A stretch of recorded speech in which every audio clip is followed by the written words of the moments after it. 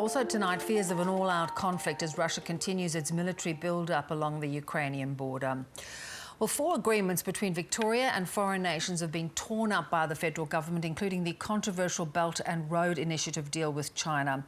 It's the first demonstration of new powers that allow Canberra to cancel deals that state and territory governments, local councils and public universities strike with other countries. Let's get more with our Foreign Affairs reporter Stephen Jedgetts at Parliament House in Canberra. Stephen, what agreements have effectively been cancelled?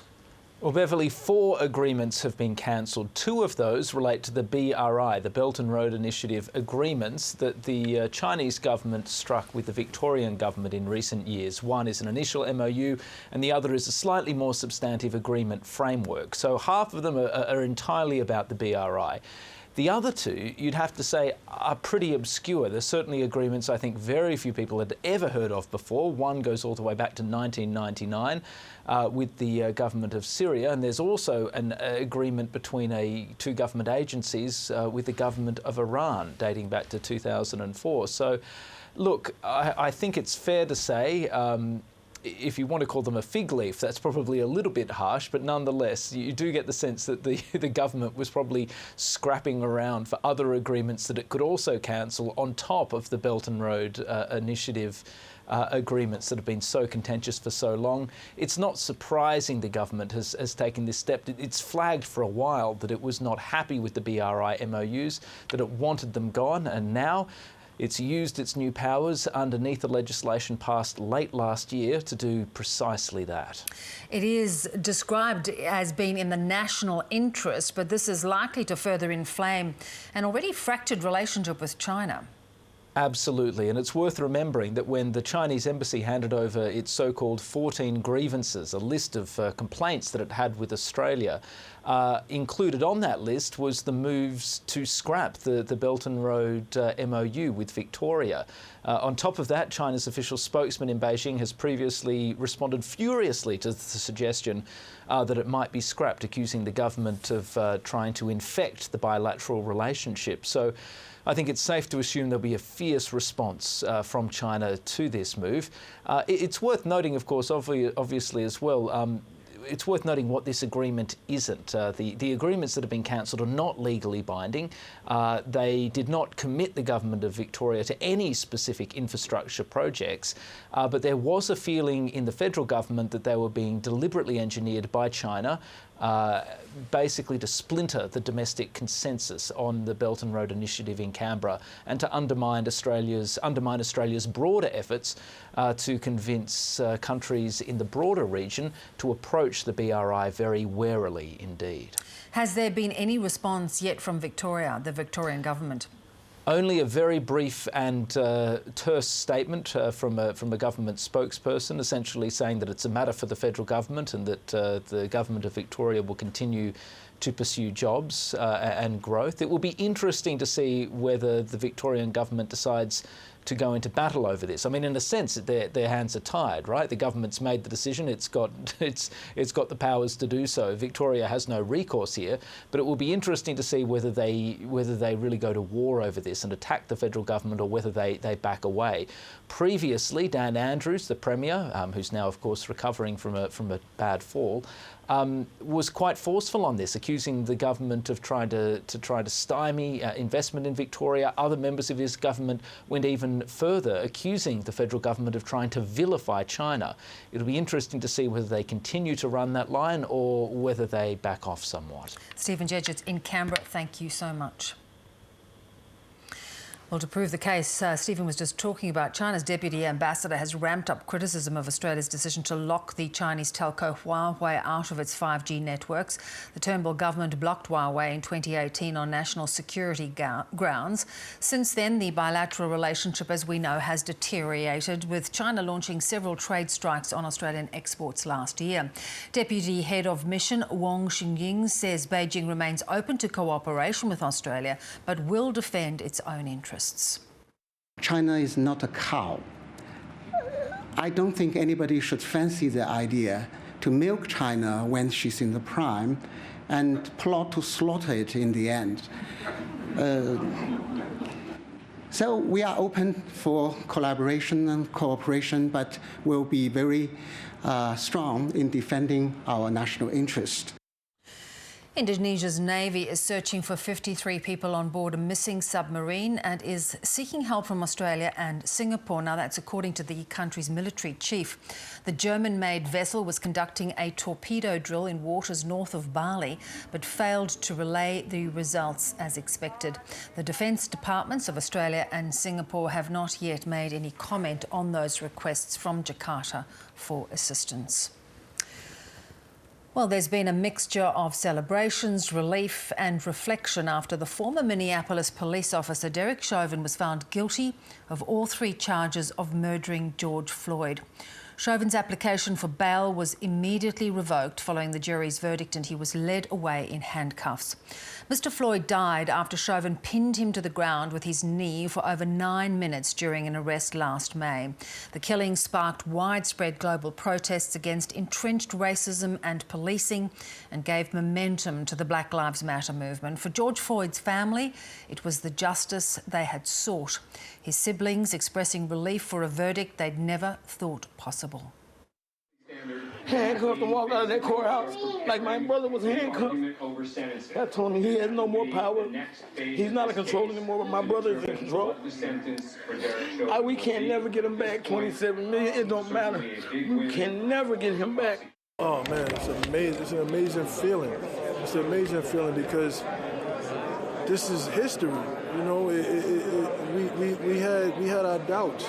We thought it was big. I'm shocked because I didn't think it was going to be all 3. I thought it was at least going to be 1 not guilty. You know what I'm saying? But all 3, this is history. This is amazing. Well, following the verdict, the US President Joe Biden and Vice President Kamala Harris spoke at the White House, where the pair said more was needed to create an equal justice system. Today, we feel a sigh of relief. Still, it cannot take away the pain. A measure of justice isn't the same as equal justice. This verdict brings us a step closer, and the fact is, we still have work to do. We still must reform the system. No one should be above the law, and today's verdict sends that message. But it's not enough. We can't stop here. In order to deliver real change and reform, we can and we must do more to reduce the likelihood that tragedies like this will ever happen and occur again. To ensure that Black and brown people, or anyone, so they don't fear the interactions with law enforcement, that they don't have to wake up knowing that they can lose their very life in the course of just living their life. US President Joe Biden, and of course there was strong reactions to the verdict on social media, both within the US and beyond. Former US President Barack Obama took to Twitter to say that the jury did the right thing, but says true justice requires much more. In the UK, Prime Minister Boris Johnson welcomed the verdict and that his thoughts were with George Floyd's family and friends. And in Australia, Green Senator for Victoria Lydia Thorpe says the verdict is a small step towards accountability, but says families who've lost a loved one in custody in Australia are still being denied justice. Well, some in America say far from achieving justice, one trial will not fix a system they feel is disproportionately targets Black Americans and has done for far too long. We're joined from Baltimore by leading social activist Kwame Rose, who drove the 2015 Baltimore protests. Kwame, this has been such an emotional journey for you. What was your immediate response when you heard today's verdict? Well, my immediate response, though very brief and short-lived, was a sigh of relief, a sigh of content that, and shock, but I'm happy that George Floyd's family gets their justice. But of course, as you know, that was short-lived because no less than an hour later, police in Columbus, Ohio killed a 16-year-old kid, little girl, which goes to show justice don't look like everybody like me yet in America. And to that point, we had that example, and just last week, Dante Wright was killed again, shot by a police officer who said she'd mistaken her taser for her gun. This remains a very present and difficult issue. Why do some people see this as a turning point, this verdict today? Well, I believe if you see this as a turning point, then you believe in the hypocrisy of America. Let's make no mistake about this. The actions of police in Minneapolis, whereas it relates to Dante Wright during the trial of Derek Chauvin, goes to show that you cannot reform policing in America because it's not broken. It was set up and established to kill Black people. What we have to do is build new institutions of public safety geared towards cultivating and preserving the life of Black people here in America. I don't see this as a turning point. We saw what happened across the country no less than an hour later. What we need to see this as is further proof that there is more work to do, and not see this as justice for all, but see this as an isolated incident where George Floyd's family got their justice. There are hundreds of more families, thousands of more families that deserve theirs as well. President Joe Biden talked about the need for policing reform, and that was such a critical component to really turning around justice for Black people in America. How confident are you that he is serious, and how capable is he of flowing that through down to the states? I'm 0% confident that Joe Biden can accomplish police reform. Like I said, you cannot fix anything that's not broken. We saw when Nancy Pelosi, the Democratic leader for the House, stood on the Capitol yesterday and said, "Thank you, George Floyd, for sacrificing your life for civil rights." George Floyd did not sacrifice his life. George Floyd was murdered. I do not have faith in the Democratic Party to reform anything that's not broken. I believe the Democratic Party is a part of the problem, and I believe that this is a deep-rooted issue. It's not a blue issue. It's not a red issue. This is an issue that we all need to solve for Black people. So where and how does the solution, where can the solution be found, Kwame? I think the solution is found in communities, right? We've poured hundreds of millions of dollars, billions of dollars into inner cities. But what we've never done is pour money into the needs of the people in those communities. I believe when you build from the ground up instead of the top bottom in these communities, then you solve these type of issues. If we remove police, but this doesn't happen in suburbia America. We never hear stories about white kids. In fact, you can be a white teenager, a white young male, in committing mass shooting in America, and you have a better chance of making it home to your family than you do being a 20-year-old kid scared because of a traffic violation. We need to completely destroy and abolish the institution of policing because it is not something that can be fixed.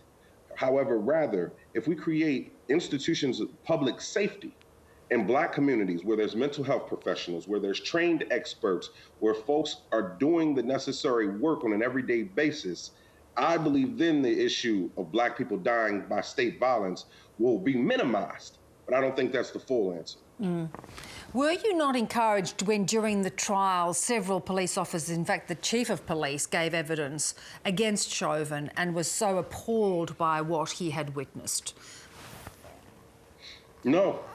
I mean, you can't find any decent human being that could watch that full, what we thought was 8 minutes and 46 seconds, but what turned out to be over 9 minutes, where this man sat and put his body weight and suffocated George Floyd. You can't find a decent human being who would look at that video and justify those actions. As I said, this is an isolated incident. So the police chief had no choice. His fellow officers had no choice. You couldn't pay me $100 billion to go up there and pretend as if Derek Chauvin's actions could have been justified, or that had Derek Chauvin not been on George Floyd's neck, George Floyd would still be dead.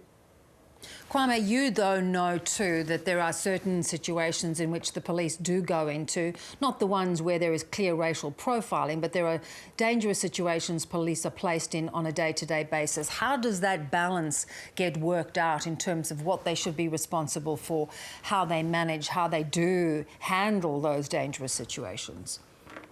You know, I would say you signed up for a dangerous job, right? You would never see me going to an oil rig. I ain't no trained driller. You have to, when yes, police face the burden of dealing with presumed criminals. However, it's when they interact with black people when it becomes a problem, because we don't get the burden of innocence.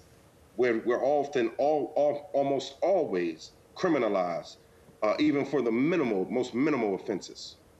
Kwame, we appreciate you joining us. It'll be an issue that we follow and watch with interest as it continues to unfold. Thank you. Thank you for having me.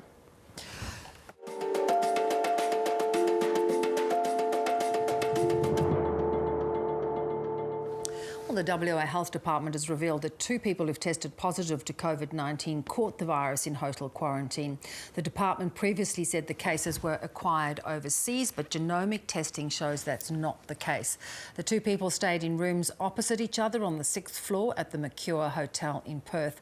Other guests who stayed on the same floor during this time and have since been released tested negative, but they'll now be retested and directed to self-isolate until cleared by the department.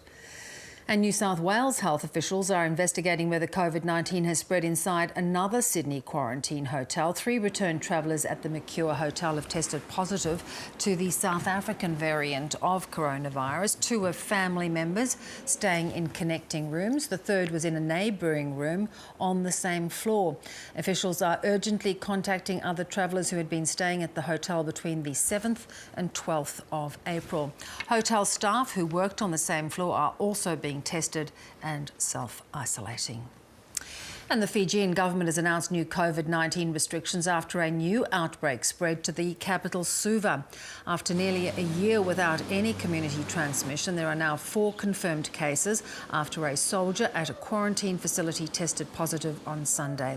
Health Secretary James Fong says a woman who attended a funeral over the weekend with 500 other people is the latest case.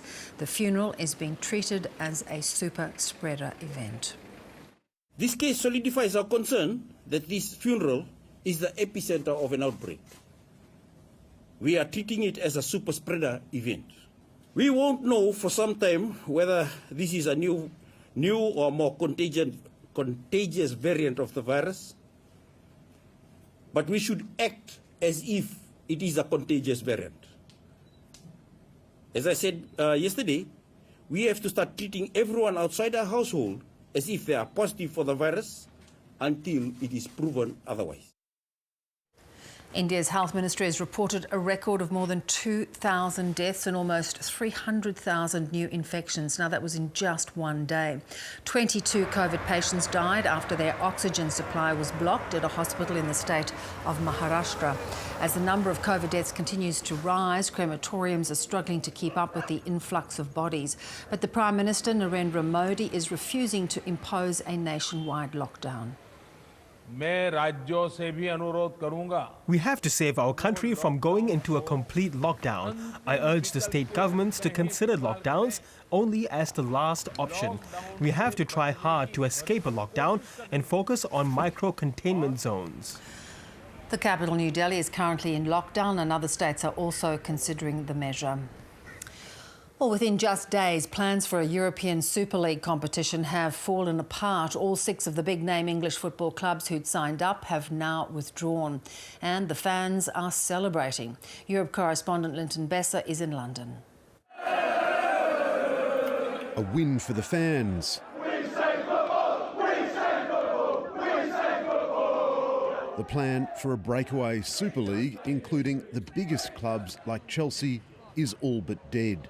Supporters of the British team were among those who'd protested that the proposal would kill off the spirit of the game. It's greed. It's all greed, mate. Just make a couple of extra billion, line their pockets, even though they ain't got enough already, mate. It's ridiculous. One by one, England's clubs withdrew. And while the Italian giant Juventus and the Spanish teams remain in the league for now, it has no future. The English departures coming after managers and players also spoke out. It's not a sport when the relation between the effort and the success, the effort and reward don't exist. so it's not a sport. Liverpool's players issued statements saying, "We don't like it and we don't want it to happen." Don't forget, football players are fans. They've grown up being fans of football themselves. The British Prime Minister even threatened legislation to stop the breakaway tournament. How can it be right to have a situation in which you create a kind of cartel that stops clubs competing against each other? Calls are growing for the owners involved to be expelled from the game. Manchester United chairman Ed Woodward has already resigned. Ed Woodward is the trunk of the tree. We now need to go for the roots. The next question is what punishment, if any, the domestic leagues and governing body UEFA decides to impose on those involved. The Super League gets cancelled and the teams involved either get relegated from their divisions or point deduction. It's only fair. They need to be punished some way or another. A red card fans would certainly welcome. Linton Besser, ABC News, London. Residents in Chad are on edge over the prospect of violence breaking out after the news of the president's death. Idris Deby, who ruled the Central African nation for more than 30 years, died of wounds suffered during a fight against rebels. Insurgents are now threatening to take over the capital. Here's Yvonne Yong. News of the president's death came just hours after he was declared the winner of the election. 68-year-old Idris Deby was to stay in power for another 6 years. It's not known why he was in the area or took part in deadly clashes with rebels in the north. Residents are in shock, with some questioning the circumstances of their leader's death, which could not be independently confirmed due to the remote location of the incident. A head of state should not go to war. The minister, the militaries, several generals are there. What role was he playing by going out to the front? They are already talking about dissolving parliament. We have a constitution to follow. So for me, I'd say it was a coup d'etat. He was killed. But the Transitional Military Council that's now leading the country says it isn't trying to take over. The defence and security forces are not seeking to seize power. We would like to reassure that the members of the Transitional Military Council will hand over power to a civilian government after free and democratic elections within 18 months. The military have named Deby's son as interim leader. 37-year-old Mohamed Idris Deby is a top commander of the Chadian forces. But citizens are calling for a civilian to be in charge. We don't want another military representative in power during this transition because there will be problems again. A civilian is needed. France and Germany have called for a democratic transition process while insisting the president's death will not mean the end of military cooperation in the region. What is certain is that the fight against terrorism won't stop, and I am sure that we can continue the brave task that has been undertaken for several years now.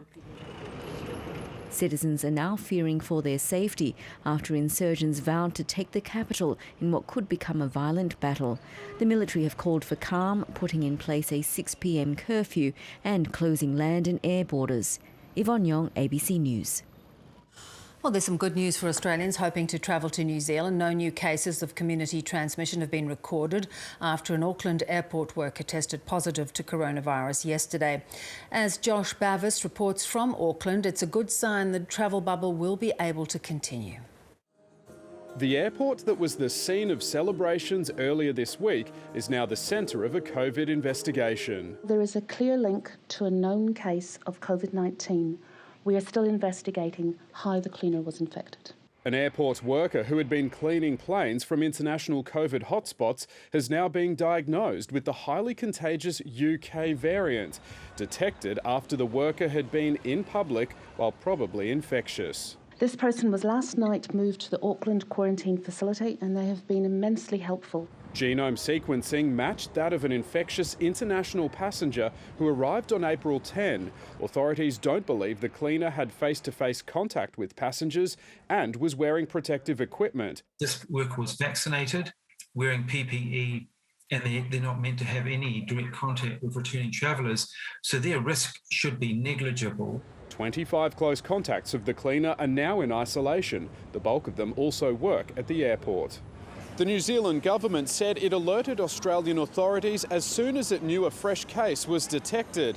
Neither country has imposed restrictions, but do have plans set aside in case there's an outbreak.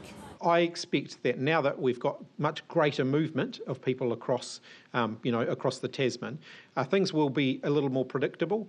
We will be keeping in regular contact. Almost 5,000 people were tested across New Zealand in the past 24 hours, with an anxious public holding its breath. Josh Bavis, ABC News, Auckland. Australia could be producing all of its own coronavirus vaccines by next year after the Victorian government announced $50 million towards a facility to produce Pfizer-style vaccines. It'd be the first centre of its kind in the Southern Hemisphere, but plans are sketchy and it's expected to cost hundreds of millions of dollars to build. The Prime Minister says it's an important step, but has refused to commit any extra cash. Here's Bridget Rollison. Flying COVID-19 vaccines in from overseas could be a thing of the past after Victoria provided a plan and $50 million to make mRNA shots in Melbourne. 12 months ago would have been the best time to have done this, but the next best time is right now. But it'll be at least another 12 months before any vaccines will be ready to go into people's arms.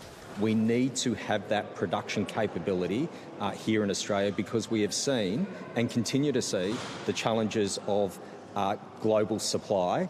Pfizer is the world's first mRNA vaccine. mRNA, or messenger RNA, is different to traditional vaccines. Instead of using parts of real virus, it uses a code that's then wrapped in an oily bubble. Once inside the body, it fuses to a normal cell and gives instructions to produce the antibodies that fight COVID-19. This factory in suburban Melbourne is the only place in Australia making any vaccine, but it can only produce one type at a time, and that's the AstraZeneca. Suddenly switching to a different type, like an mRNA, would require a complete and expensive overhaul of its technology. The Morrison government said last year it expected Australia would be making mRNA jabs by October, a deadline it's unlikely to meet. There are many RNA experts in Australia. We've been very frustrated that this is an opportunity that hasn't really been able to open for us because the manufacturing has been a roadblock. Greg Hunt has hastened very slowly on this, and because they've been so slow to act at a federal level, the Victorian government has had to step in. The new manufacturing plant would cost hundreds of millions of dollars and relies on the federal government footing a big portion of the bill.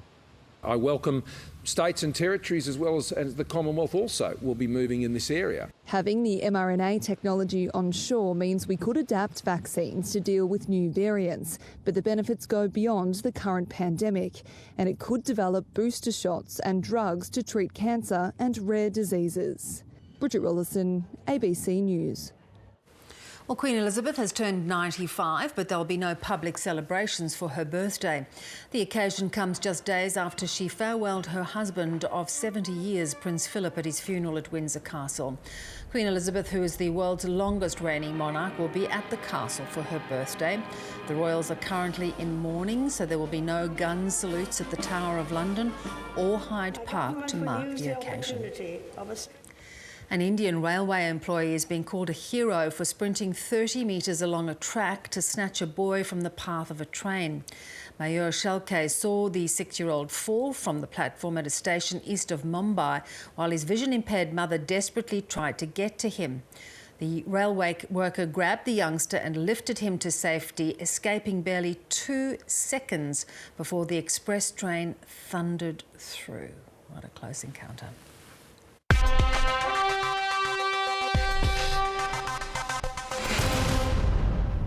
Well, to what in the world? And a Turkish musician has chosen a rather unique way to keep his mind at ease while paragliding for the first time.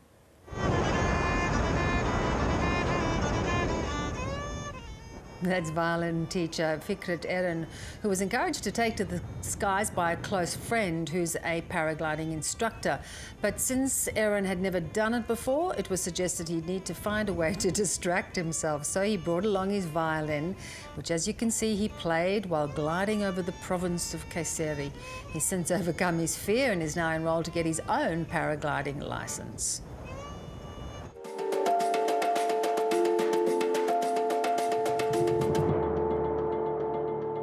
Tonight's top stories on the world. The federal government has cancelled Victoria's contentious Belt and Road Initiative agreement with China in its first use of powers to veto deals between states and foreign nations. Indonesia's Navy is searching for a missing submarine with 53 people on board and has asked for help from Australia and Singapore. And the US president is calling for Americans to come together to heal racial divides after a former police officer, Derek Chauvin, was found guilty of murdering George Floyd. Now let's get more on that story today. The jury verdict that found a Minneapolis policeman guilty of murder.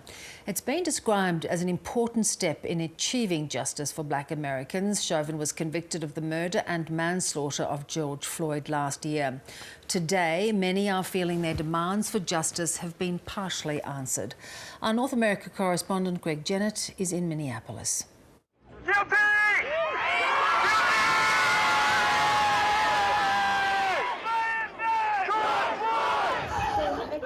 Justice in the digital age was delivered on mobile phone. Fitting for a murder captured on camera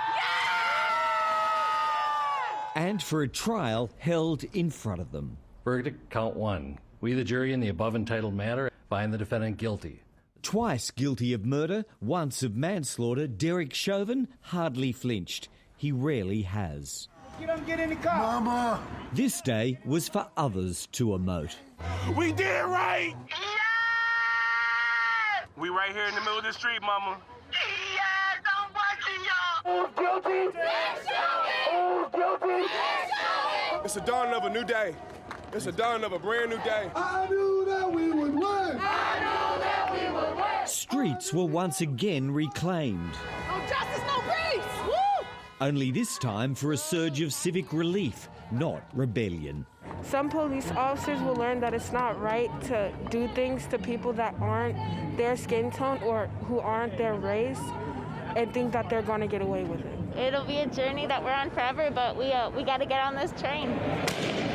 Minneapolis was Grand Central for the Black Lives Matter juggernaut after George Floyd's murder last May. People have kept it powering along ever since. From Ghana, from Germany, everybody, London, Italy, they're all saying the same thing. We won't be able to breathe until you're able to breathe. Today, we are able to breathe again. This is a victory for those who champion humanity over inhumanity. Let George know that his name is going down in history. They may have put their knee on his neck, but he will now be a figure that we will take the knees off our necks now.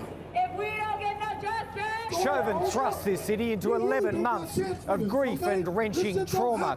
His name will barely be uttered once his jail sentence is handed down. Yet in George Floyd's death on a Minneapolis street pavement, his will live on as the inspiration for America's unfinished work on race and inequality. You're an incredible thing. I wish I were there just with my arms around you. Nothing can ever bring their brother, their father back. In the White House, there's a willingness to try to lead a reset. Because of smartphones, so many Americans have now seen the racial injustice that Black Americans have known for generations. This can be a giant step forward in the march toward justice in America. Joe Biden, along with many state governors, has laws to change procedures, improve training and even increase police funding. A national movement still shows there's a public groundswell. So something might outlast this homicide that's horrid so many. Greg Jennett, ABC News, Minneapolis. Well, the conviction of Derek Chauvin has been felt deeply by families far from the United States. Indigenous communities have followed the case closely and are hopeful it will spark social change here. It comes as 2 Australian police officers prepare to stand trial for murder over separate deaths in custody. Indigenous Affairs correspondent Isabella Higgins reports, and just a warning, her story contains images of people who have died. These are the faces of some of the hundreds of Indigenous Australians who've died in custody. For decades, their families have been calling for change. If you are willing and able to look at that and see George Floyd's death as an injustice and as an outrage, then you also need to do the same thing within Australia.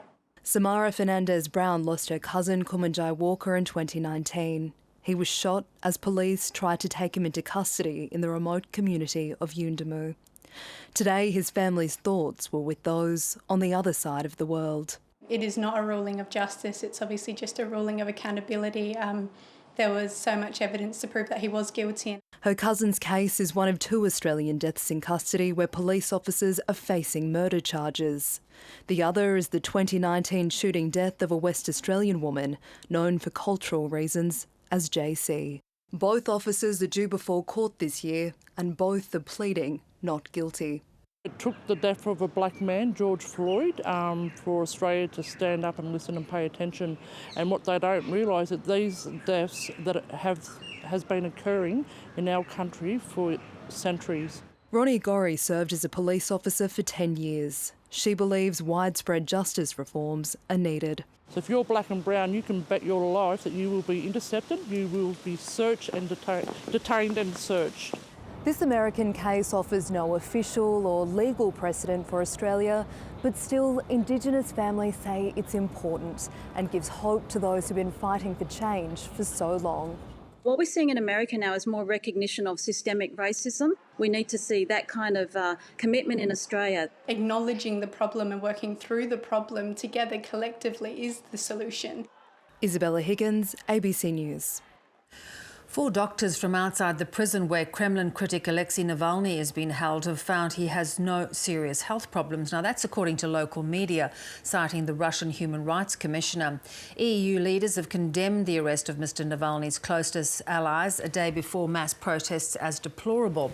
His team have been calling for nationwide protests after reports of the opposition figure's deteriorating health in jail. Authorities have warned people not to take part in the illegal rallies. Meanwhile, there's increasing concern in Europe that a massive military build-up along Russia's border with Ukraine could lead to a conflict. Vladimir Putin today delivered his annual State of the Nation address, saying Russia will respond in a harsh way to provocations from foreign powers. Russia research fellow at the Institute for the Study of War, Natalia Bogoyova, joins us from Washington, D.C. Natalia, lovely to have you on the program. We just heard from Vladimir Putin earlier tonight saying that Russia will respond in a harsh way to provocations against countries that cross red lines. Who is that aimed at, do you think? Yes, thank you. I think the Putin's rhetoric, as well as the recent military build-up on Ukraine's border, is set not to achieve some short-term gains, but it's actually about a set of larger objectives. First and foremost, I think Putin intends to shift the status quo in his campaign in Ukraine, where Russia has been trying to manipulate Ukraine into Russia's version of peace. So the build-out is actually intended to pressure Ukraine into political concessions and probably set a pretext to legitimize Russia's permanent military presence. I think, secondly, it is also intended to support 2 other objectives. First is to shift the power dynamics with Europe, especially ahead of the German elections in the fall. And secondly, to assert Russia with the new U.S. administration, especially in the context of also European elections, but also that's why Putin is on one side escalating militarily, and on the other side he's stating he will join Biden's climate summit.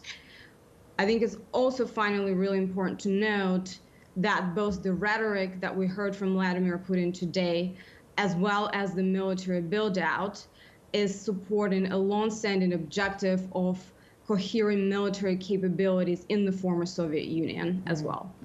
So just let me take you back to your point that you don't necessarily believe that there will be an invasion or an further attempt to annex further territory. You feel this is just grandstanding to a degree. I think the immediate goal is to pressure Ukraine and Europe into Russia's version of peace politically. That said, I think if the pressure campaign does not work, Russia can go for more dangerous scenarios, and we're actually seeing conditions being set for more substantial military action. I think the 3 directions we're watching in particular one on the east, in the east of Ukraine. Secondly, the build out in the Black Sea. And third, Russia has gained control over essentially Belarus and Belarusian military forces over the past year. So I think there is an increasing danger of the military pressure from that side as well. So I think it is fair to say that the attack is not imminent. However, the recent build-out is a part of much larger reposturing that the Kremlin is conducting. Ukraine President Zelensky has tried to push for meetings. Is Russia likely to agree to any face-to-face discussions over this? I think Putin's goal in Ukraine is not peace, it's dominance. And Putin has consistently declined opportunities to meet with Zelensky, especially in bilateral setting. Therefore, I think the overall campaign is intended to pressure Ukraine into legitimizing Russia's proxies, Russia's military presence in Ukraine, and introduction of potentially of peacekeepers or other forms, because once again, the long-term goal is not peace, it's control. Let's talk about the US's role. As you pointed out, the new US administration has really put Putin on notice. They did, though, pull back from sending vessels into the Black Sea and carrying out exercises. So was that a wise decision to just pull back at this point? I think, first of all, U.S. and NATO expressed firm commitment to Ukraine at the beginning of the recent escalation, which I think is the right signal to send because it limits Russia's opportunities in the information space to blame Ukraine for the recent wave of the escalation. I do think that NATO's or UK's reported efforts to potentially send warships to the Black Sea is also a good signal, but I also understand the caution on behalf of the United States not to engage in the Black Sea in this particular moment of time. Yeah. Kiev, though, we understand, we're hearing reports just today that they have, in fact, asked the White House for further military weaponry support. Do you think that would be considered by the US administration? I think it would be considered a part of the broader package of expanding Ukraine's military capabilities that U.S. has been actually pursuing over the past several years.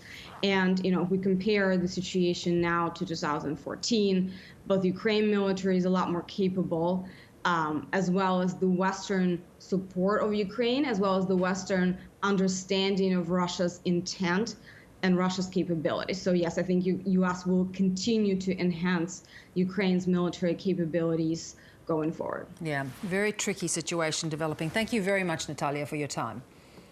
Thank you. Well, a South Korean court has dismissed a lawsuit by a group of women who were forced to work in Japanese wartime brothels. The decision contradicts a ruling by the same court back in January that ordered Tokyo to compensate a separate group of 12 comfort women victims. Activists and victims of sexual slavery denounced the ruling, vowing to push for the case to go to the International Court of Justice. 너무너무 황당합니다. It is very, very absurd. It is nonsense. We will seek international litigation over the case. Tens of thousands of women across Japanese-occupied Asia and the Pacific were moved to frontline brothels. But Japan insists all wartime compensation issues were settled under a 1965 treaty. Colombia has reported a record of 429 COVID deaths in 24 hours. The South American nation is battling a third wave of infection, with new cases having climbed to 17,000 in just one day. ICU beds are reportedly running low in many major cities. Bogota's mayor warned the capital has just 35,000 vaccine doses in storage, adding to fears that it could stall the rollout and further prolong the pandemic. Well, Darwin's Howard Springs quarantine facility is dealing with its highest number of positive COVID cases, most of them being arrivals from India. There are over 20 active cases currently in the facility. The centre has been handling repatriation flights since last year and is on the cusp of handing over the quarantine program from the Commonwealth to Northern Territory health authorities. The Australian Medical Association's NT branch says National Cabinet should seriously look at pausing flights from India. Well, the Prime Minister is talking up Australia's credentials as a hydrogen superpower of the future, saying the fuel could not only generate billions in exports but help solve the climate challenge. But Scott Morrison's embracing of hydrogen has been treated with some scepticism, coming on the eve of an international leaders' summit on climate change. Here's political editor Andrew Probyn. Hydrogen's hailed as the miracle fuel. Hydrogen, it's zero emissions gas. Earth's most common element, it doesn't pollute when it burns. The world is moving to a new energy economy, a net zero economy. But making pure hydrogen can be a dirty business, taking vast amounts of energy to electrolyse water into hydrogen and oxygen.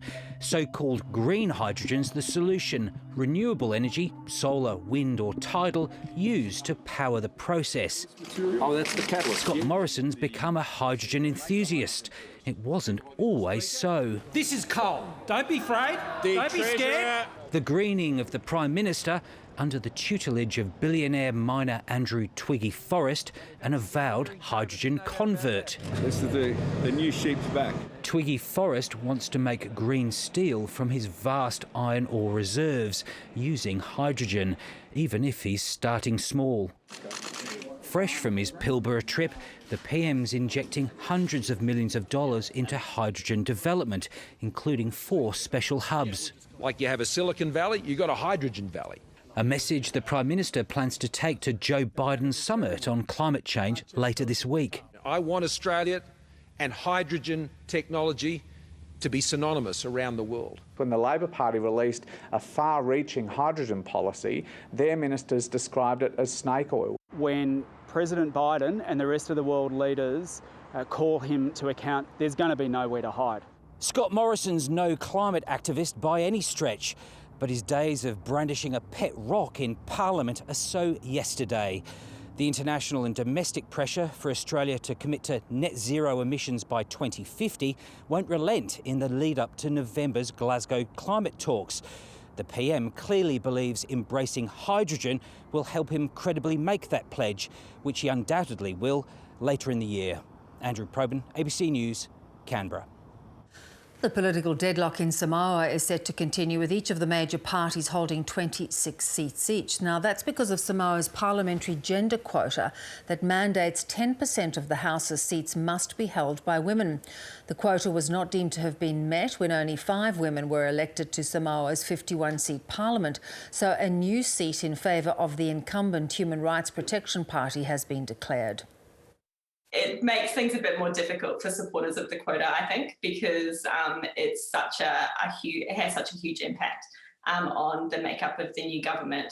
But at the same time, it's really important for women's representation, right, to have this minimum level and to be able to stick with it. It's just, I guess you could say, a bit ironic that if the implementation of the quota in this election means that Samoa's first woman Prime Minister isn't sworn in. Well, a litter of dingo pups is keeping staff on their toes at the Alice Springs Desert Park after they were discovered near the Todd River. Staff are now awaiting DNA results to determine if they are purebred dingoes. Dingoes aren't an uncommon sight at the desert park, but these gorgeous puppies are causing quite a stir. Just a few weeks old, they were found by kids on the banks of the Todd River, who then reported their finding to Parks and Wildlife, and Parks and Wildlife now have the puppies, and 4 of them are here while we're caring for them. The other 4 are with Parks and Wildlife. They're definitely cute, but the jury is still out on just how dingo these maybe dingoes are.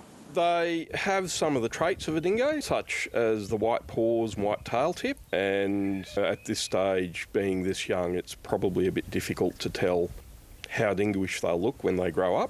DNA tests have been sent off, but the results aren't expected for at least a month or 2. If they are purebred dingo, it'll be a welcome boon for the animals, which are classified as vulnerable. So as a breed, as such, they are becoming rarer, and there are a number of conservation groups around the country that are actively trying to conserve that breed of dog. Some could be kept at the park, while others could be given to those conservation groups. They're cute, cuddly, and may be crucial to the survival of the dingo. Mitchell Abram, ABC News, Alice Springs. A stolen big bird costume worth $160,000 has been returned after being taken from a circus in Adelaide. SA police